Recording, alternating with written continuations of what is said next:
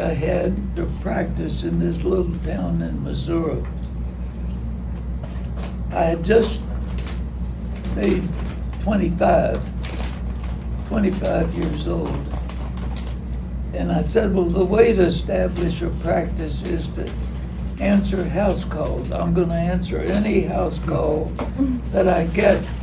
And I hadn't been in practice more than 10 days till I got a call. And the guy says, Doc, come quick. And I said, what's the problem? He says, my dad said he's in terrible pain. He's groaning. And he says, Doc, come quick. And I said, well, where do you live? He says, well, I live out Gravel Road number 5 out of Frankfort, Missouri. Well, I just happened to know where that was. So I said, well, it was 2 o'clock in the morning. So I said, well, turn on your headlights on your pickup. When you see me coming down the gravel road, I'll know. So I came down the gravel road, and sure enough, there was the headlights. And the guy says, Doc, come quick. So we went up the hill. And up on the side of the hill was this one-room house. And I walked in the room, and it was 3 generations of hysterical women. There was crying children. There was a dog in the house. And there was a chicken. Chicken was going quack, quack, quack. And so I said, what's the problem? And they took me over to this guy, and he was laying in the bed there in his long underwear. And he was going, oh, like that. So the story was that he'd gone to bed and he'd yawned and his jaw had locked open. And he'd been that way since bedtime. There he was in his long, and there I was in this room up on the side of the mountain with hysterical women, barking dog, and crying children, and a clucking chicken. And I said, my God, I've been going to school all of my life, and nothing prepared me for this.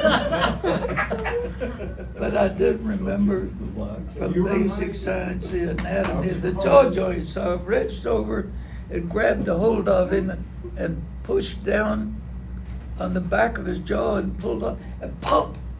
Right away his jaw popped into place. And it was like a miracle. The children stopped crying and the women stopped screaming. And the old man jumped Even up. the chicken and the dog. The old man The jumped chicken up. laid down with the And he did dog. his jaw, and he like that, and he started talking, and he escorted me down the hill, talking the whole way, and he talked. It was a moonlight light. You could read in newspaper. It was 2 a.m. in the morning. All the way down to me, he was talking all the way down the mountain, down the hill, and the last image I had was of him standing there by the mailbox in his long underwear.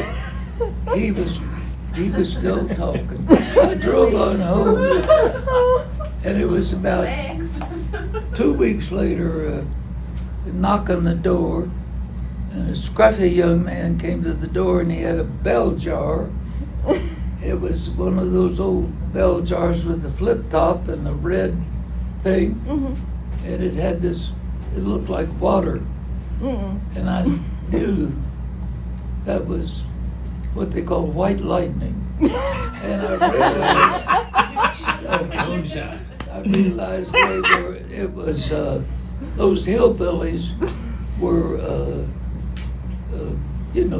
Making They moonshine. got they making were some making- moonshine. And I realized what they do is they burn chicken feathers so you don't have the smell of the still. And so when that young man handed me that jar, I realized that that old man would remember me, and I'd remember him the rest of my life. Well, it was hardly 10 days later before I was sitting there in the living room, and I heard the tires screech in the gravel out in front, and it came a knock on the door, and a young man came to the door. He said, "Doc, Doc, come quick." And I came out in front. There was a nice-looking young woman sitting in the passenger seat of the car, and she was going, "Ah, ah, ah, ah," like that. How'd she get like that? And it turned out they'd been at the movie, and she laughed, and her jaw had popped open. I said, "Oh, yes," I said, I know what to do. I've seen a number of cases like that. I walked out. They went tearing off. They didn't want to miss the rest of the movie. Never even heard of anything like that. That is wild.